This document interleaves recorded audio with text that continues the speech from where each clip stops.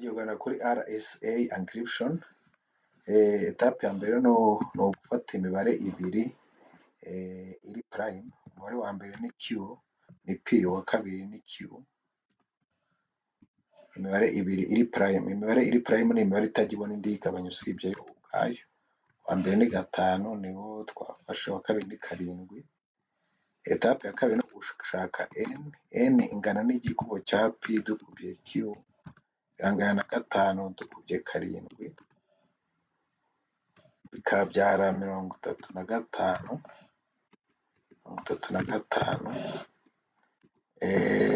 Etape ya gatatu ni ugushaka hyphen of N, irangana na P dukuyemo 1 dukubye Q dukuyemo 1, birangana na 5 dukuyemo 1 ni 4 dukubye 7 dukuyemo 1 ni 6, birangana na 24.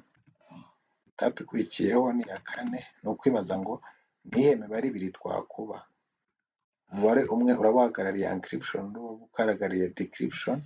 Iyo mibare ibiri twakuba tukayimodira hyphen of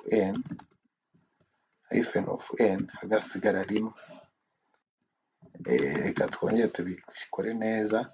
Niyo mibare ibiri twakuba ariyo E na D, tukayimodira hyphen of N mu kibazo cyacu yanganye na 24, tukayimodira 24 hagasigara 1. None reka dufate umubare tuwugire umwe, tugire nka A, dusupoze ko E dukubye D bingana na A. N'uwo mubare umwe twamodira 24 hagasigara 1. Uwo mubare ni 25 tuyimodiye 24 hasigara 1. Noneho mwibuke ko yari umubare umwe ariko tugomba gushakamo imibare ibiri. Niyo mibare ibiri twakuba ikabyara 25 kandi iri prime. Turafata 5 dukubye 5, uvuga ngo 5 dukubye 5 modulus 24 kuko byangana na 1. Uvuga ngo 5 dukubye 5 byabyara 25. Tumodiye 24, aho 25 tugejeje 24 twashyira muri 24 hagasigara 1. Ubwo rero ya mibare ibiri turayibonye, umwe uraza kwitwa E, undi wize kwitwa D. Noneho tugiye gukora encryption key. Biraza kuba ingana na E ingana na 5, ugashyiraho na N. N mwibuke ko yanganaga na 35 hariya hejuru. 35 niyo encryption key.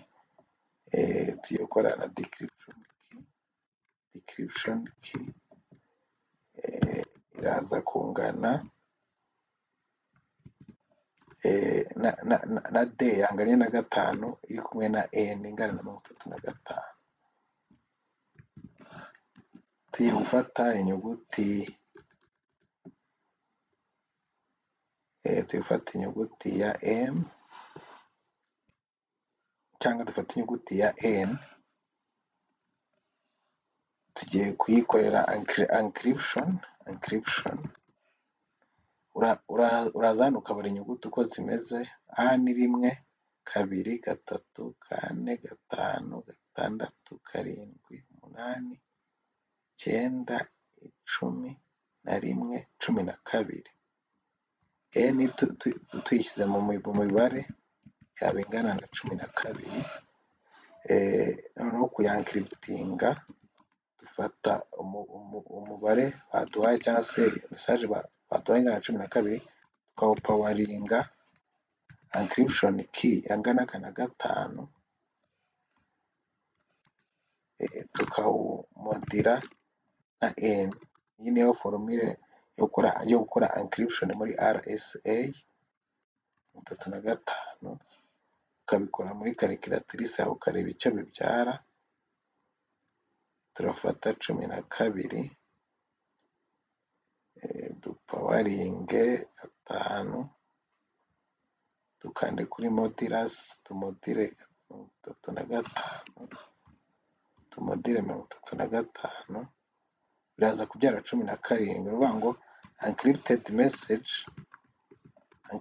message iraba ari 17. Reka turebe uzayakira nawe azakora decryption akoresheje imfunguzo ze afite. Ufata message baguhaye ya encryptinze ukayipawaringa encryption key yawe ari ingana na 5, ukayimodira size ingana na 35. Turafata iyi ngiyi 17 tuyipawaringe encryption key decryption key irangana na 5, tuyipawaringe na 5, tumodire 35. turaza kubona ya 12